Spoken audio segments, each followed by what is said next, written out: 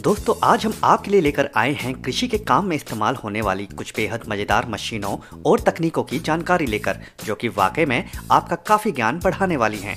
तो इस वीडियो को शुरू से लेकर अंत तक पूरा जरूर देखिएगा ताकि आप कोई भी महत्वपूर्ण जानकारी मिस न कर दें।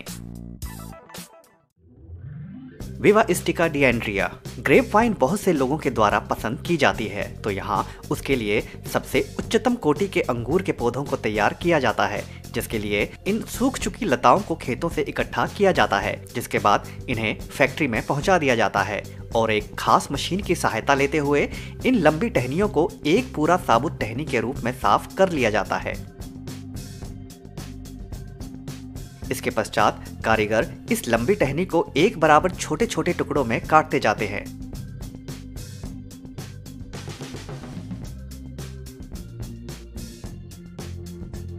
और जिनके छोटे छोटे बंडल बनाकर रखे जाते हैं। इन बंडल्स को एक खास घोल में डालकर इन्हें परजीवियों से मुक्त कर दिया जाता है और फिर काम शुरू होता है ग्राफ्टिंग करने का। यहाँ उच्चतम कोटि के पौधे की टहनियों को टहनी की गांठ के ऊपर से काटा जाता है, लेकिन इनकी लंबाई काफी कम होती है और इन्हें भी घोल में डालकर साफ कर लिया जाता है।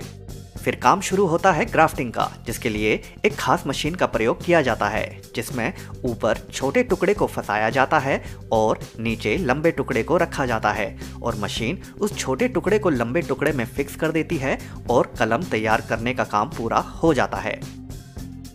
इसके बाद इनके सिरों को मोम के घोल में डुबोकर एक आवरण दे दिया जाता है, जिससे इस कलम की नमी बनी रहती है और वह मुरझाती नहीं है। और फिर बारी आती है इन्हें अंकुरित करने की, जिसके लिए उसके ऊपर लकड़ी का बुरादा डाल दिया जाता है तथा पानी का छिड़काव भी कर दिया जाता है। और जब 2-3 हफ्तों के बाद इन्हें निकाला जाता है तो यह अंकुरित हो चुके होते हैं और जिन्हें साफ करके पुनः मोम के घोल में डालकर आवरण प्रदान कर दिया जाता है नमी को बचाए रखने के लिए। और फिर इन्हें खेतों में ले जाकर रोपण का काम चालू कर दिया जाता है और जब फसल पैदा होती है तो यह अंगूर के पौधे बहुत उच्चतम कोटि के होते हैं। और जब यह पौधे अपना चक्र पूरा कर बैठते हैं तो इन सूखी टहनियों को खेतों से उखाड़ा जाता है और फैक्ट्री में भेज दिया जाता है, जहां इस बार इन पर ग्राफ्टिंग नहीं करनी होती, बस केवल इन्हें एक बराबर लंबाई में काटकर मोम की परत चढ़ा दी जाती है इनकी नमी को बनाए रखने के लिए।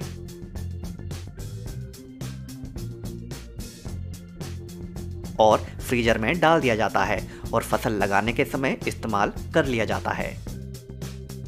रियो फार्म मूली की खेती बहुत से देशों में बहुत अधिक मात्रा में की जाती है। इस मशीन को मूली की क्यारी के ऊपर चलाया जाता है, जिसके बाद इस मशीन के आगे लगा भाग मूली के पत्तों को जकड़ लेता है और मूली खुद ब खुद उखड़ती जाती है और मशीन के साथ ही फंस जाती है, जिन्हें मशीन के ऊपर खड़े किसानों तक पहुंचा दिया जाता है।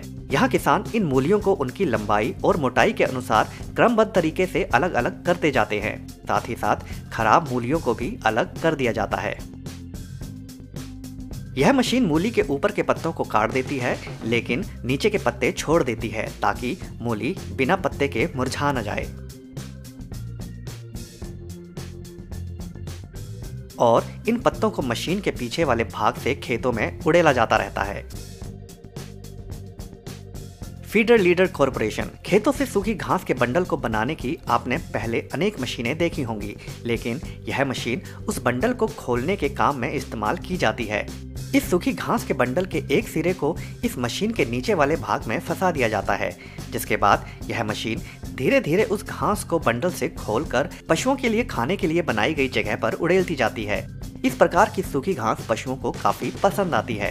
अक्सर इस प्रकार के बंडल से सूखी घास को हाथों के द्वारा भी उड़ेला जा सकता है, लेकिन कई देशों में इस काम को करने के लिए भी लोग मौजूद नहीं होते और यह किसान आर्थिक दृष्टि से काफी संपन्न होते हैं, तो ऐसे में इस प्रकार की मशीन को खरीदने में बिल्कुल भी संकोच नहीं करते, जिससे इनका काम रुकता भी नहीं है और मशीन के प्रयोग से काम करना आसान भी हो जाता है।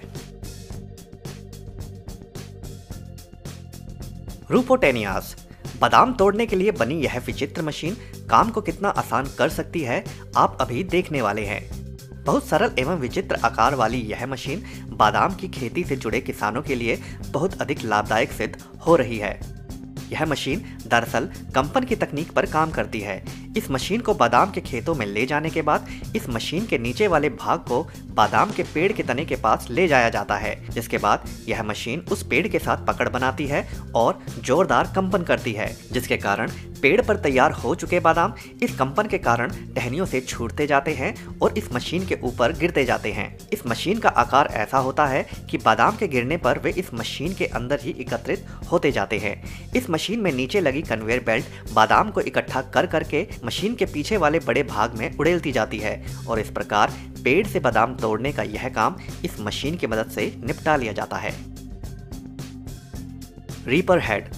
जैसा कि आप इस मशीन की कार्यविधि को देखकर ही समझ गए होंगे कि इस मशीन के प्रयोग से काम कितना आसान हो सकता है। किसान गेहूं की फसल को इस मशीन से काट रहा है और यह काम दराती की तुलना में इस मशीन से करने पर कहीं अधिक सरल प्रतीत होता है। इस मशीन से केवल गेहूं की फसल ही नहीं काटी जा सकती, बल्कि अनेक प्रकार की पौधों वाली फसल को भी काटा जा सकता है।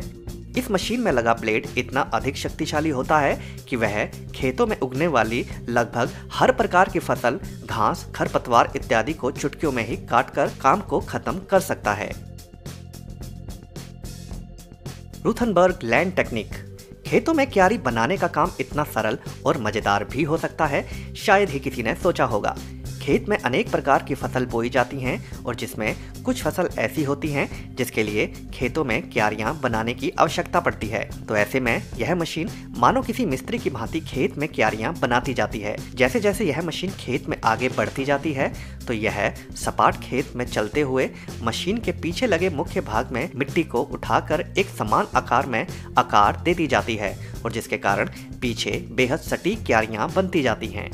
बहुत से देशों में अभी भी इसी प्रकार के कामों के लिए किसान फावड़े इत्यादि का ही प्रयोग करते हैं, जिससे न केवल उनका काफी अधिक समय इस काम में व्यतीत होता है, साथ ही साथ वे बहुत अधिक थक भी जाते हैं। Myanmar, Japan. खेती के सभी कामों में धान की खेती करना एक ऐसा काम होता है जिसमें किसानों को सबसे अधिक मेहनत करनी पड़ती है, क्योंकि इसमें किसानों को एक एक करके धान के छोटे पौधों को दलदल वाली मिट्टी में लगाना होता है, जिससे उनका बहुत अधिक समय लग जाता है। तो वहीं जापान द्वारा बनाई गई यह मशीन उसी काम को मानो चुटकियों में ही निपटा देती है। इस मशीन में एक बार धान के पौधों के पूरे बंडल को रखना होता है, जिसके बाद यह मशीन एक एक करके 6 पंक्तियों में धान के पौधों को खेत में लगाती जाती है। धान के बंडल खत्म होने पर इसमें पुनः धान के पौधों के बंडल को रख दिया जाता है और काम निरंतर चलता रहता है।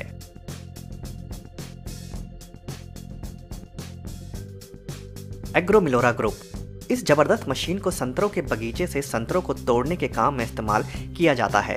अक्सर दूसरे फलों की अपेक्षा संतरों को पौधों से तोड़ने के लिए अधिक बल की आवश्यकता होती है, क्योंकि वह टहनी से अधिक जटिलता के साथ लगे होते हैं। तो ऐसे में इस मशीन को भी उसी तरह से तैयार किया गया है कि वह फलों को कोई नुकसान पहुंचाए बिना उन्हें तोड़ सके। इस मशीन के अंदर वाले भाग में छोटे छोटे गोल गोल पाइप्स लगे होते हैं और निरंतर कंपन करते रहते हैं। जैसे ही यह मशीन उस संतरे के पौधे के ऊपर से गुजरती है तो यह मशीन उस पौधे को जबरदस्त तरीके से झकझोर देती है, जिससे संतरे टहनियों से झड़ जाते हैं।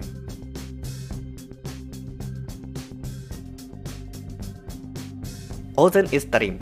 खेत में खेती करने से पहले खेत से खरपतवार को हटाना अति आवश्यक होता है। इस मशीन को ट्रैक्टर से बांध देने के बाद जब खरपतवार के ऊपर चलाया जाता है तो यह मशीन बड़े ही मजेदार तरीके से खरपतवार को अपने अंदर समेटकर उसे एक चकोर आकार वाले बंडल में बदल देती है, जिसके कारण उसे सुनियोजित तरीके से रखना भी सरल हो जाता है।